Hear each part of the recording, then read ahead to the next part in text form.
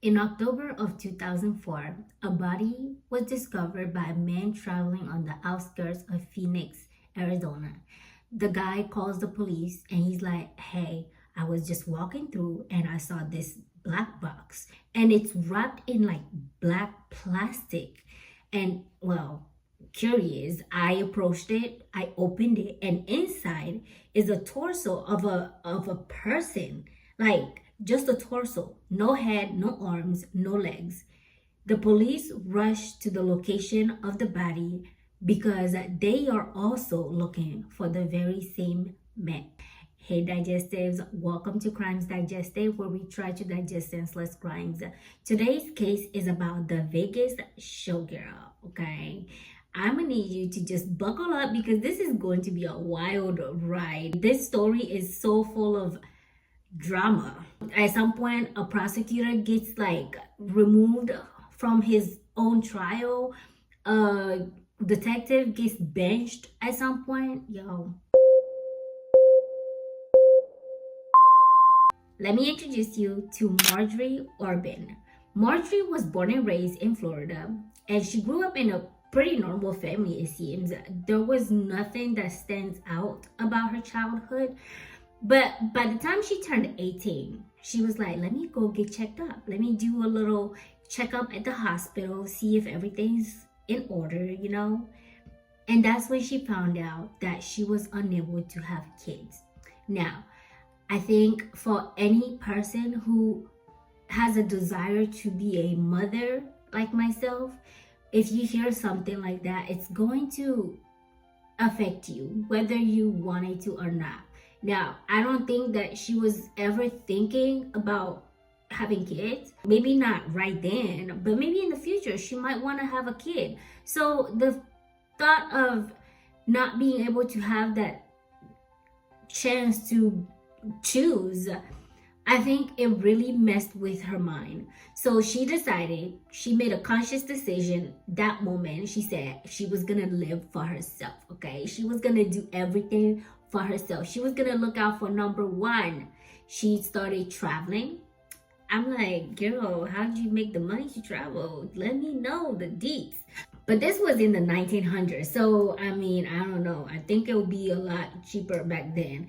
She started traveling, she started dancing, she's doing all these stuff. She's living large, okay? Her dancing turned more and more exotic until she became a stripper. No judgments. Get your money how you gonna get your money. That's probably how she is traveling. So we are not judging, okay? Get your money, boss. Get your money. But she started stripping and she found herself in Phoenix, Arizona. She's stripping for one of the clubs. And in this club, there's a lot of regulars, just like any other club. Just like any bar, any club, there's a lot of regulars. And her regulars like her. She's a beautiful young lady. She's at this point 24. She's good looking, okay? I'm not gonna lie. We'll give credit where credit is due, and she was good looking, okay? So men loved her, and she had what some people might describe as a good personality. So in that very same strip club is when she meets a man named Jay Orbin. Jay was 26 at the time, and he was very charming. Jay was a very, very charming man, had good personality. She liked his personality. She never talked about his physical look, but it sounds like she really loved his personality. That's why I'm telling you, if you have a good personality, girls be like, I'm blind, I can't see nothing. Just make her laugh. Make her laugh hard enough that her eyes squint. She not gonna see anything, okay? But she liked his personality, and he took a very strong interest in her. He would always ask her to meet up and have a drink, grab dinner. She, I'm pretty sure, refused a few times because she's at work. But after a while, the charm just rubbed off on her. She agrees finally to go out for a dinner. They go dancing. the regular dancing. I don't think it was the stripping kind, but they go dancing. And after dancing, they had drinks. They were enjoying themselves. And this went on for a good while, it seemed. But then he started wanting more than just going out once in a while. He wanted them to become something more than just drinking and dancing buddies, it seems like. But that's when she realized that she doesn't want that. She wanted to see the world. She wanted to experience life. She wanted more than just being in Phoenix, Arizona. Like, what's in Phoenix, Arizona? I don't know. I'm not judging, okay? I don't know, so I can't speak on that. But she wanted more than just being someone's wife, which is an interesting thing to say, because she gets married like 7 times by the time she reaches the age of 35. So maybe it was just not Jay that she wanted. I'm just kidding. But she said, I can't marry you because I want to experience life. I want to enjoy life. I want to do bigger things than just Phoenix, Arizona. So she leaves and she goes back to Florida. Anyways, she goes back to Florida, and that's when she falls in the clutches of a multi-millionaire named Michael Peter. Now, what was that? Michael was an interesting guy. Michael had lots of money, and he seems like a playboy, okay? But he got money, and he has very high-end clubs all over the world. This is perfect for her. She's a and she wants to travel. So I guess she could go to all these different clubs. And what it was, she's having fun. She's known him since she was 17. So this guy is not someone new in her life, okay? She's reacquainted with him pretty much. So they started traveling together. He let her experience all the things that she wanted to experience, everything that she could ever imagine experiencing. And after a while, like I said, she got married multiple times during that time. And he had her featured in this movie called No More Dirty Deal. So, like, it seemed like he really was interested in her too. And they got engaged. But it doesn't last, okay? Because, like I said, this man was a playboy.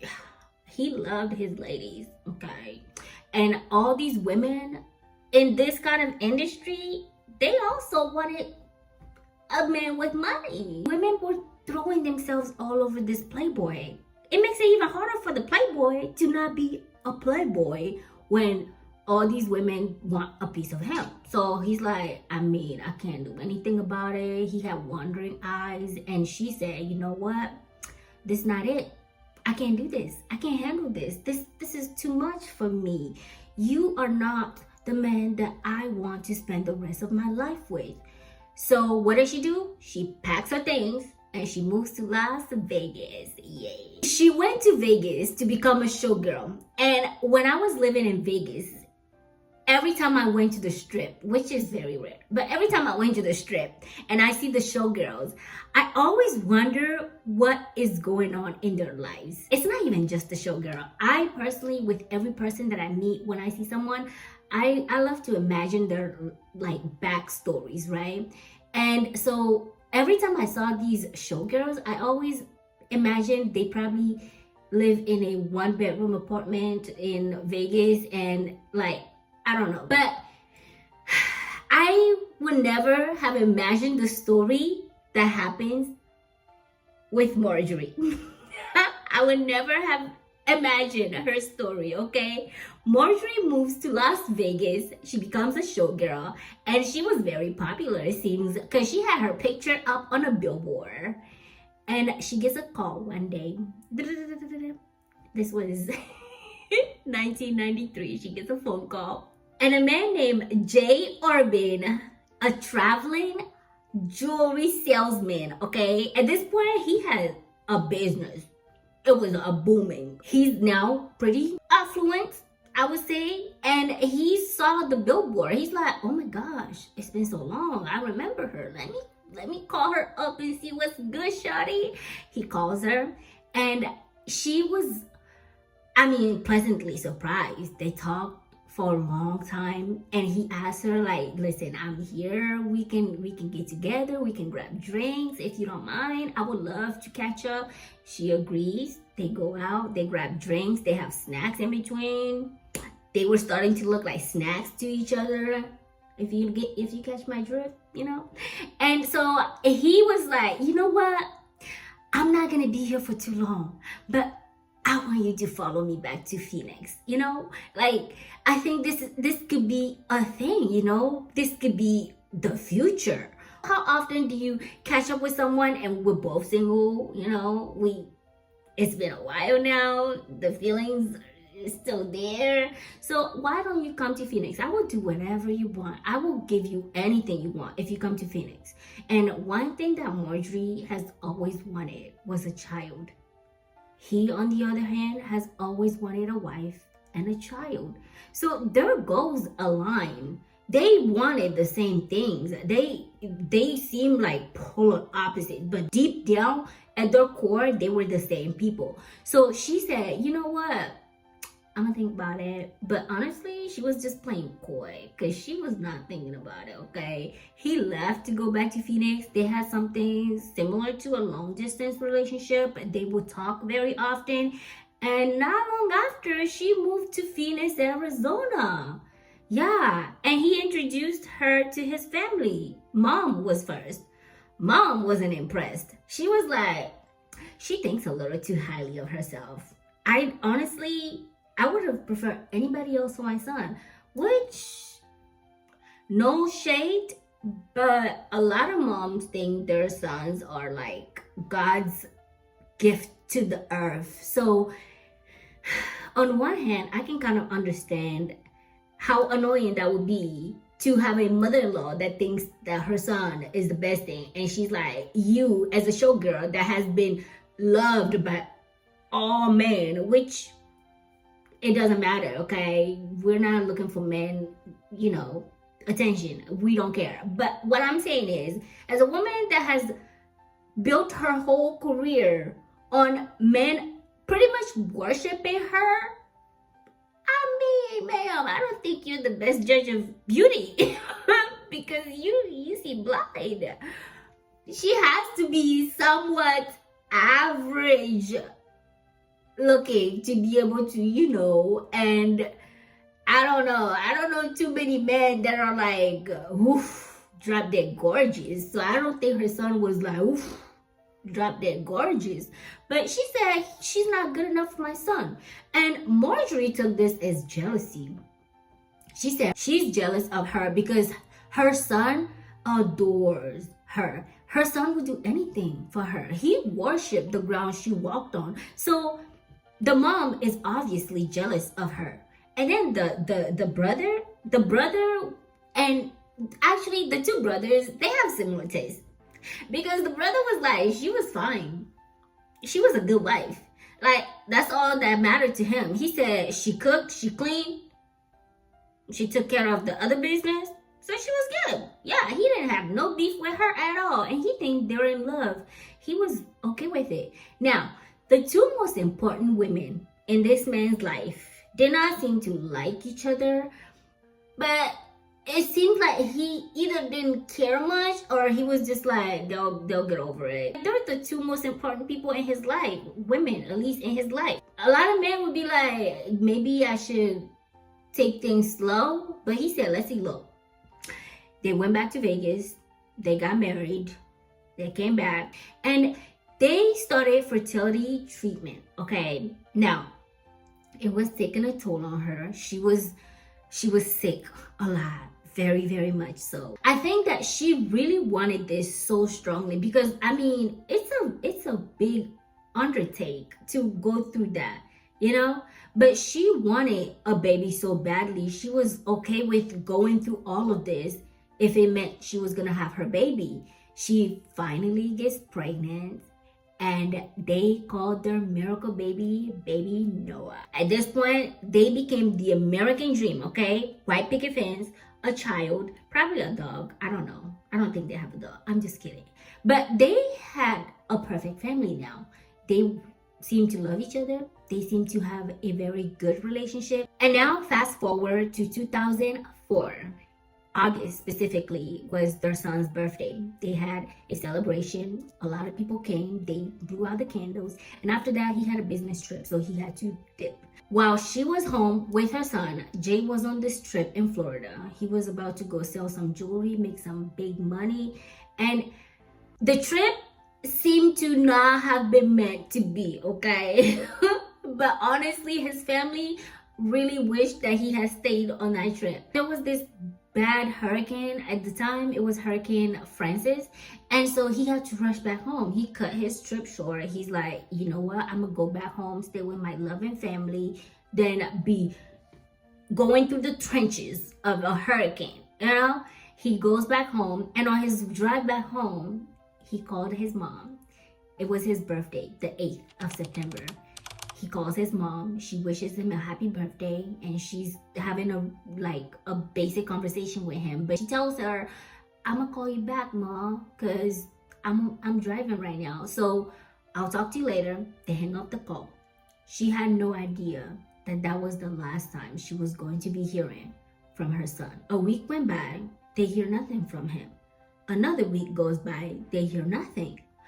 They're starting to get concerned, friends and family all together. This is not like him. This is a grown man that has good communication. They talk to him pretty frequently. They seem to be a very close family.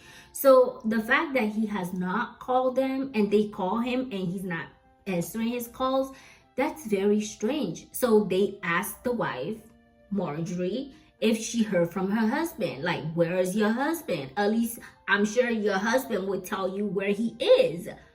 She claimed that he came home, yeah, and then he went on another business trip. And they're like, okay, where did he go? Dun-dun. She's looking at them like, and they're confused. They are so confusion. Like, where is your husband? She's not giving them any answer. They're getting freaked out. They're getting panicked. She's looking at them like they're crazy. And the mom is like, am I crazy? Like, nobody heard from this man. And she's looking at her like, what's wrong with you? So the mom was so confused. She was feeling gaslighted, okay? She said, what is going on? Finally, they convinced her to call the police to report her husband missing. So she did, hesitantly dragging her feet. She called the police and she tells them, my husband is missing. We have not seen him in a couple weeks. Now, the detective that took over the case was like, okay, they took all the information they need and they give her a call. They tell her, listen, we're gonna need you to send us the information of your husband's vehicle, like the driver's the license plates and all of that stuff, so we can try to track his vehicle, see where he was last seen, all of that good stuff. She tells her, okay, I'll send you the information, and then silence. She goes silent. So she calls her multiple times, like, yo, what's good? What's with the information? I feel like you're not forthcoming with the information that we need to find your husband. This is your husband we're talking about that's missing for like weeks now. Like, what's the deal? And she said, what do you mean? I'm trying to help as much as I can help you. Like, I'm giving you all the stuff that I can give you. First of all, he's not even my husband legally. We got divorced due to like tax reasons, which sounds like fraud. But she said, you know what? It's okay. It's okay.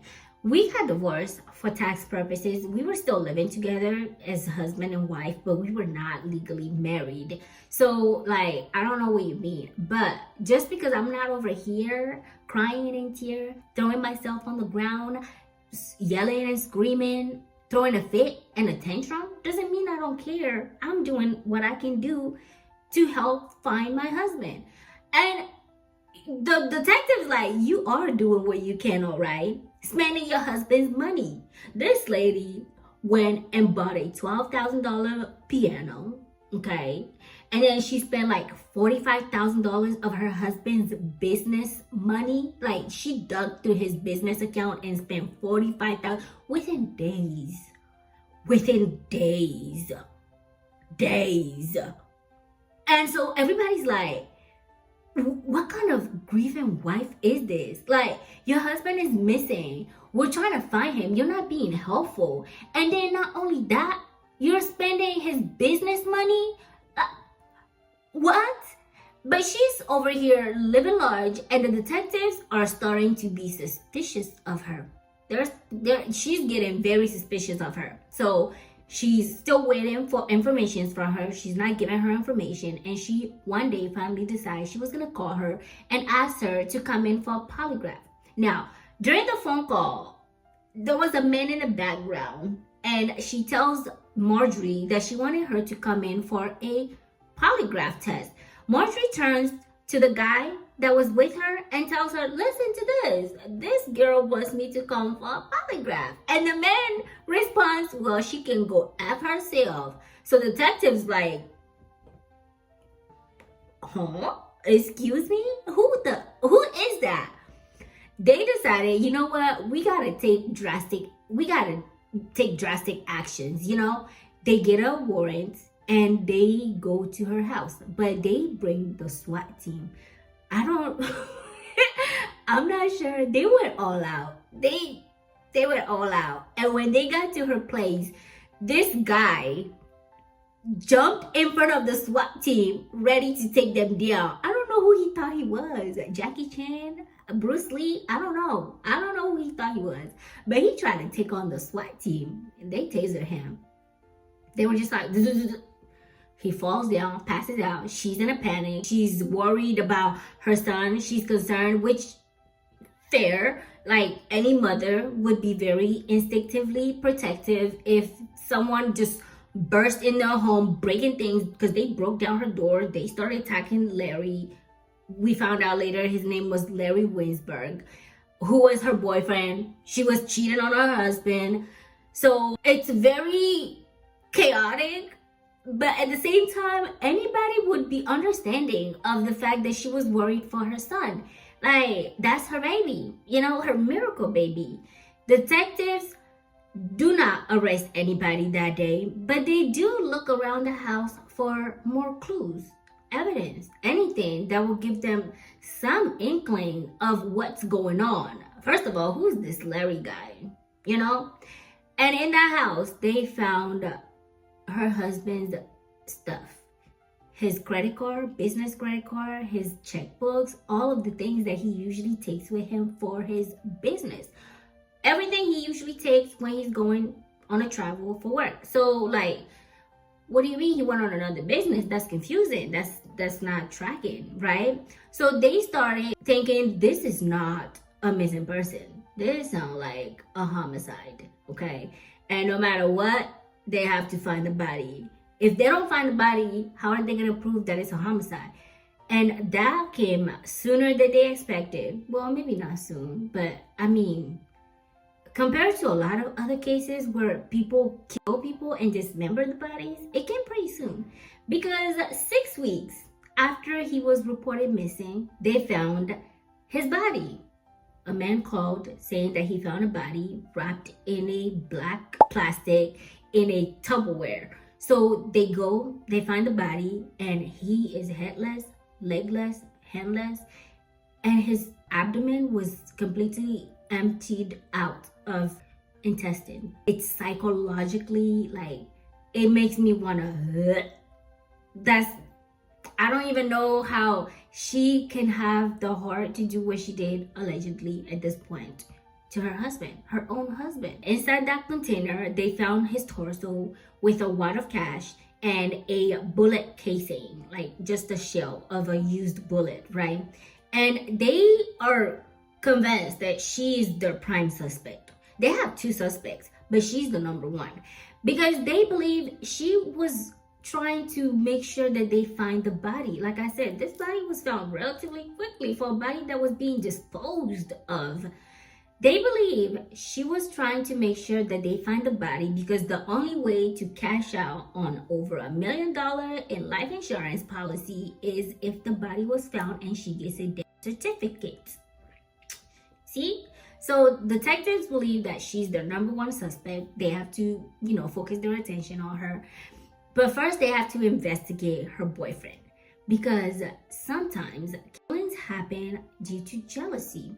When love, money, jealousy gets involved, people do crazy things. So they decided to investigate Larry. They found out that he had clothes in her marital home in a drawer, okay? He was pretty much living there with her and her husband. Whenever he went on a business trip, she had him come over, and he was not the first or last lover. She had multiple lovers, but he was the most like front and centered, okay? So he would be there all the time. He had a drawer of things at her house that she shared with her husband. So they're like, who is this man? They go to his house. That's when they found a remote to her home garage in his car. So they're like, okay, we gotta figure out how they are connected. But they ruled him out pretty quickly. Apparently, there was nothing that can tie him to the death. And they found some hair on the body of Jay, but it was never tested. So who's to know if it's a match to Larry or not? But you know what they did do? They said, if you give us Marjorie, you'll be free to go. So they gave him a used immunity, which is basically anything he says in regards to this specific case will not be held against him in a court of law. So he's like, okay, I'm gonna take it.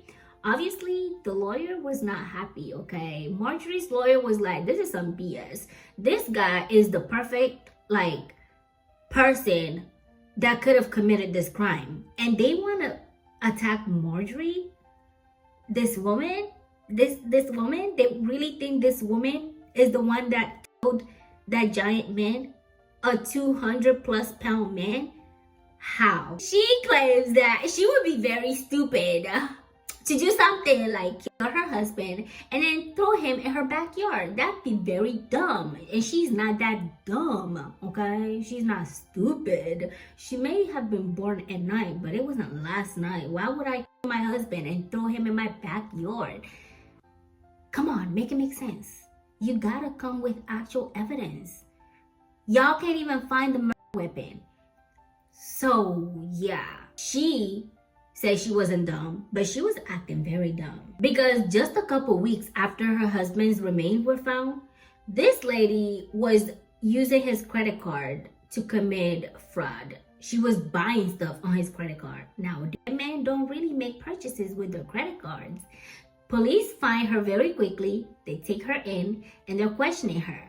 They're like, what are you doing with the credit card? What are you trying to do? And she goes, I never knew this was a crime. I don't know anything. I am an innocent woman. I had no idea, okay? All I was trying to do is buy some computers because y'all came to our house and confiscated everything that we were using for our business. Now, we gotta pay bills, okay? Mama still gotta feed the babies. So I was just doing what I gotta do to feed my baby. I was just trying to make a living, just like you guys are doing right now. But they decided to bring out the big guns. They show her a picture of her husband's torso. And they're like, we know you did this, so where's the rest of his body? She had this visceral reaction to that picture. She started going, oh my God, I can't believe you did that. What? I cannot believe you just did that. Like, what is going on? And they're telling her, we're gonna arrest you for credit card fraud tonight, okay? Today, you're gonna be locked up for that. And we're gonna find out what you did to your husband. And she's like, you guys tricked me to come in here and attack me with this when you have no proof that I did anything. They still don't have a murder weapon. They don't have anything to attach her to this crime. So how can they possibly say she did this crime? Because when they do go to her home, her garage was squeaky clean, okay? She acid cleaned that garage, like acid washed it, and she epoxy waxed the floor. Who the hell epoxy waxed the floor so randomly? That makes her so suspicious, especially when they find receipts of her buying mops, cleaning supplies, bleach, all of that good stuff. And they're like, you literally used your husband's credit card to buy this stuff. What's going on? she's still holding on to her innocence. She's like, I don't know what you're talking about. I don't know, I don't know nothing about none of that. So they're like, okay, fine. But we have something else, okay? We have a video of you. They show her a video.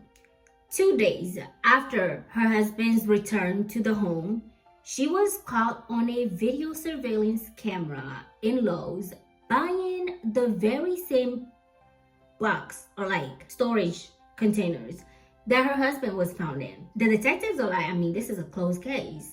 She did it. No question about it. But she still says she didn't do it. And her defense attorney's like, are you okay with us getting a plea deal? Because if it's offered, I want you to make an informed decision and tell me what you want to do. She said no. She said she will not let them convince her son that she is a killer. She would rather die first before she admits to killing her husband when she did not commit the crime. Okay? She said no. Honestly, I really do believe her prosecutor believed strongly that she didn't commit the crime. Like, I really do think so. Now, if this is when things get interesting, okay? I'm gonna invite you in my time machine because we're gonna take a little trip to the future. We're gonna go to 2009 when her trial started. She had the most dramatic trial that I've read on personally so far, okay? Her initial prosecutor got dismissed because he committed like a prosecutorial misconduct, which is basically when a prosecutor does something that leads you to believe that they are trying to direct the trial one way or another, when they do something that can be considered like defamatory, if they do something that can be considered like a threat to the... I Google it. But basically he committed this misconduct and they're like, okay, you've been benched. And then 3 months into the trial, the investigator that solved the crime basically gets put on a probation, I guess you would call it. And it was because apparently he confronted the crime lab about their procedures and they didn't like that. So they put him on a probation, basically to punish him for questioning their work on this specific case and other cases. Because he said that they found hair that could have had an impact on the case, but the crime lab refused to test the hair. They're like, no, we tested these other hair and it was not a match for anyone, so no. And he's like, okay.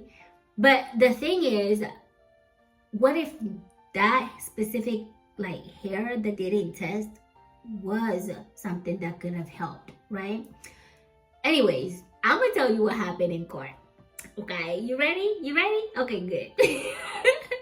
So in court, the defense said that she did not do this. It was Larry, her boyfriend at the time, who did this thing.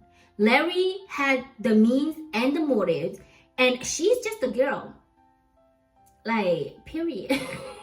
They said she's just a girl. What can she do? She didn't do this. She's an innocent woman. The prosecution said, no, she is not. This woman is a seductress. She's manipulative. She's very good at using people and then dumping them. He was just her boy toy that she used and tried to manipulate. Defense comes back and they're like, listen here, okay? They have nothing to prove that my client did anything, okay? She is not attached to this crime. And prosecution come back and they're like, well, look at this video, okay? We may not have a murder weapon, but we do have a video showing her walking in 2 days after her husband went missing to buy the same item that he was put in.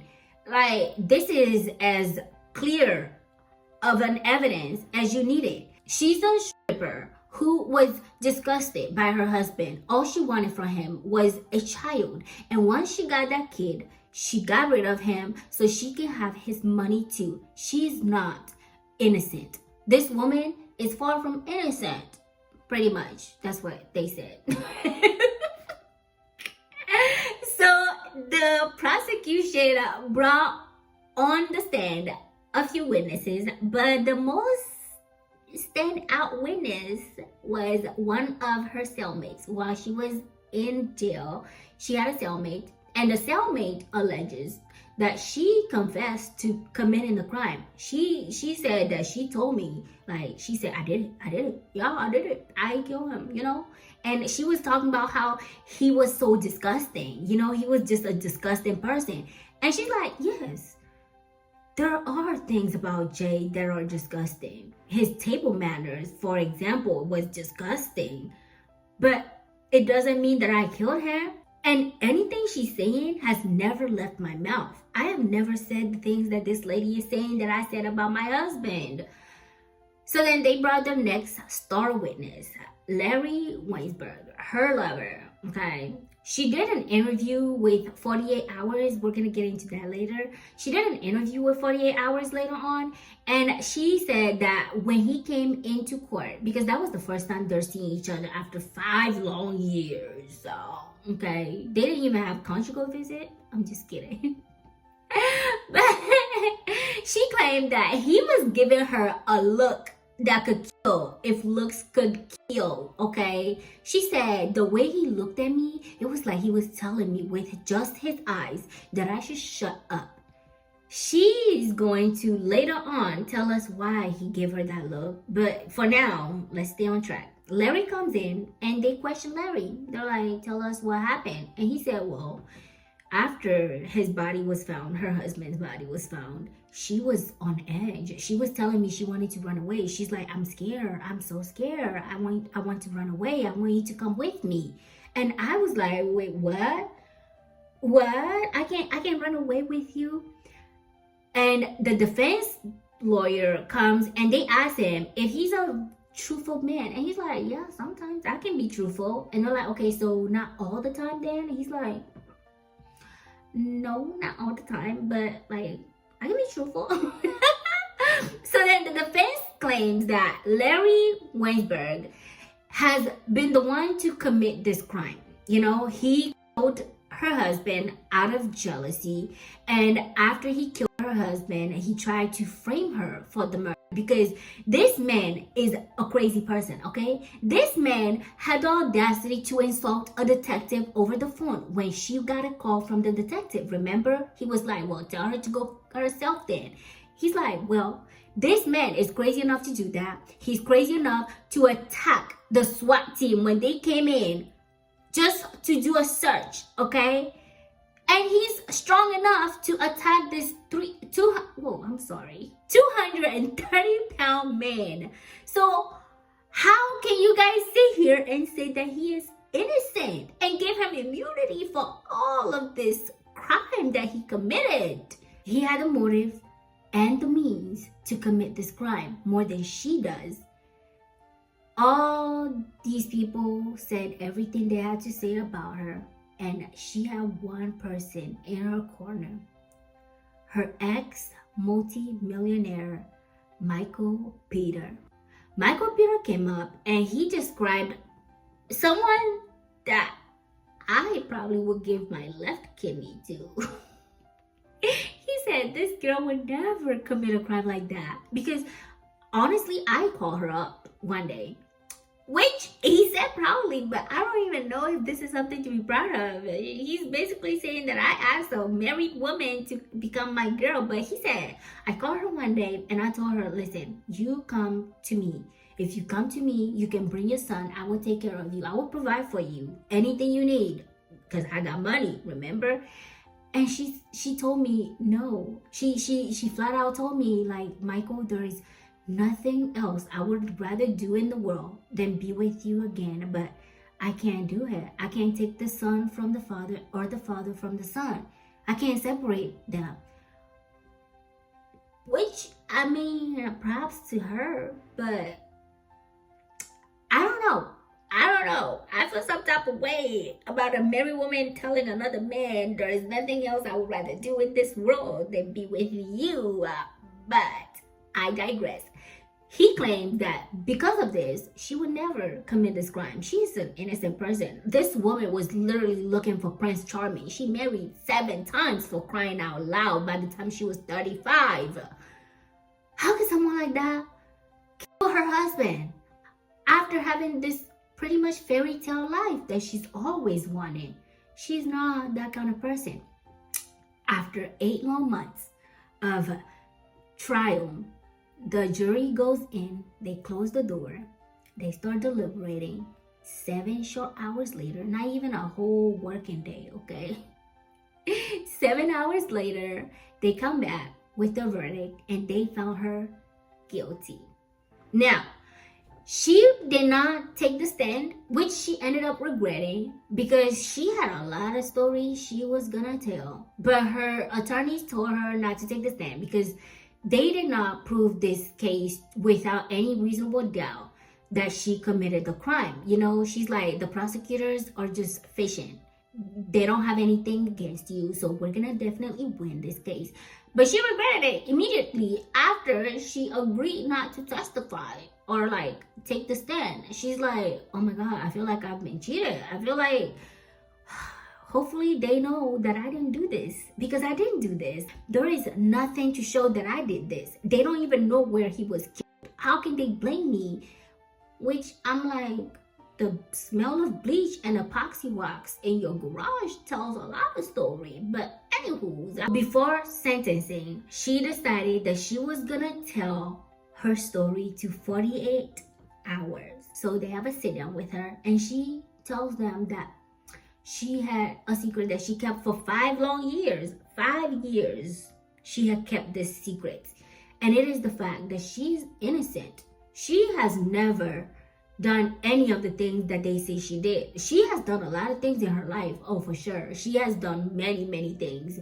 Many things that people might consider questionable. But she has never done anything that would result in a man being killed, let alone dismembered and chopped into pieces the way that her husband has been. This innocent man, this good man, has lost his life, and a terrible person is letting her take blame for something that he did. And they're like, okay, so tell us, who's this terrible man? Tell us all, tell us all. And she said, well, Larry was the one that committed this crime. He killed my husband. Listen, let me tell you exactly what happened, okay? I was in the room, I was in the house with my child, and I guess my husband came back home early from his trip. Nobody was expecting him. Like, this was unexpected. It's a horrifying situation. He walked in and he and my lover, they, I guess, had a confrontation. And one thing led to another. He shoots my husband. And I've never seen him. I never saw Jay when he got shot. Till this day, it still feels like something that didn't happen, you know? I never saw him. But Larry asked me to cover it up. He looked at my son, my crying son, and told me that he was gonna snap his scrawny neck. So I had to do what I had to do. I had to do this to protect my son, my poor innocent son. He was only 8. What else was I supposed to do? I had to protect him. So I agreed to abet and aid this man for doing something so horrific. Now, the interviewer was like, okay, so in that very moment, when you saw that your husband was shot, why didn't you just call the police? You know, why didn't you call the police? And she's like, I was scared. Scared of what exactly? Well, I was scared for Larry. So the interviewer is like, scared for Larry? You should be scared for yourself. The man killed your husband and he still got a gun in his hand and he's threatening you and your kid, and you're scared for him? That doesn't really track now, does it? It doesn't make any sense, right? And she's like, yeah. And people can think whatever they want to think, but this is her truth and she's sticking by it. So she said that, yeah, that's the truth. That's the whole truth, nothing but the truth. Personally, I would probably want to call the police over being scared for a man and ended up facing possible sentence. You know, she was facing death sentence, but she said she was scared for Larry. She didn't want him to get in trouble, so she covered up for him and also to protect her son. That's the main reason why. But like, yeah, she was scared for Larry. The prosecutors strongly believe that Larry's an innocent man that just fell in a trap, like a web that she built, you know? And the detectives also didn't believe her story of being threatened. They say she never told them that. And why would she tell them that when it never happened? So nobody believes her. But 2 weeks after the guilty verdict, they sentenced her to life imprisonment without the possibility of parole. And so with that, the family said that they are relieved. They're happy, you know. Nobody really wanted her to go, like, to get the death penalty. That's still the mother of their nephew, their grandchild. They don't want her to be killed for this, but they still want her to be held responsible for her actions and her deeds. So they were happy, they were content. The family and friends were all like, this is good. They cried from joy and sadness and just all these mixed emotions that you can possibly imagine. They actually still celebrate his birthday because he died on his birthday on the 8th of September. They still celebrate his birthday and his birthday on the same day. And it has to be heartbreaking for a mother to put her child in the grave, but to remember that that very day you gave birth to that child and then that child was taken from you that same day, it has to be a different kind of pain. And my heart goes out to her. I can't imagine like what it has to be like. I cannot. I don't have a kid, but like I cannot, you know. It's not easy to bury someone you love, but I don't know how parents can survive something like that. Like, I have lost brothers, and my mother, every time I look at her, it breaks my heart because like to lose a child that you carried and raised and saw them grow, change. Like, I have nephews and nieces that I saw grow and change, and I feel like I'm their parents. So like, if anything, God forbid, happened to them, I would probably have a heart attack. Like, just seeing them sick, it makes me bleed, okay? My heart bleeds for them. So like, not to compare, it's not comparable at all, but seriously, it breaks your heart to see that. So with that, we're gonna end on here. Woo, that was a long one. This is a long one. I enjoyed this. Not you know what I mean, but this read was really interesting for me. Very interesting for me. I want to know down in the comments what your thoughts were on this case. I want to know if you think she really was the victim. Do you think that he framed her, or do you think she really was the disgusting stripper they call her? I don't know. I feel like the way that they described her is unfair because there are a lot of people that make a living being strippers, and I have nothing against them, you know, like making money.